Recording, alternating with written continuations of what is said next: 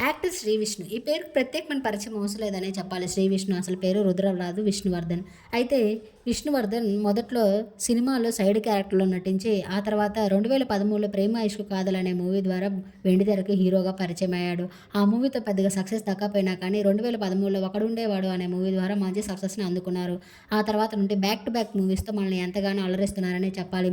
'రామ్ పోతినేని' మూవీలో ఫ్రెండ్ క్యారెక్టర్‌లో 'ఉన్నది ఒకటే జిందగీ' అనే మూవీలో కూడా విష్ణువర్ధన్ గారు మనల్ని ఎంతగానో మెప్పించారని చెప్పాలి. ఇంకా తన పర్సనల్ విషయానికొస్తే ప్రశాంతి అనే అమ్మాయిని ప్రేమించి పెళ్లి చేసుకున్నారు విష్ణువర్ధన్ గారు. అయితే ఇతనికి ఒక కూతురు ఉంది. కూతురికి చాలా పెద్ద వయసే. రీసెంట్‌గానే కూతురికి ఓణీల ఫంక్షన్ చేసిన కొన్ని బ్యూటిఫుల్ ఫోటోస్‌ని శ్రీ విష్ణు గారు తన సోషల్ మీడియా వేదికగా షేర్ చేసుకోగా, "మీకు పెళ్లెప్పుడైంది? ఇంత పెద్దమ్మాయి ఎప్పుడుంది?" అంటూ కామెంట్స్ పెడుతున్నారు. ఆ బ్యూటిఫుల్ ఫోటోస్‌ని మీరు చూసేయండి. ఈ వీడియో నచ్చితే లైక్ చేసి నా ఛానెల్ ఇప్పుడే సబ్స్క్రైబ్ చేసుకోండి. మరిన్ని అప్డేట్స్ కోసం పక్కనే ఉన్న బెల్ ఐకాన్ క్లిక్ చేయండి. Thank you.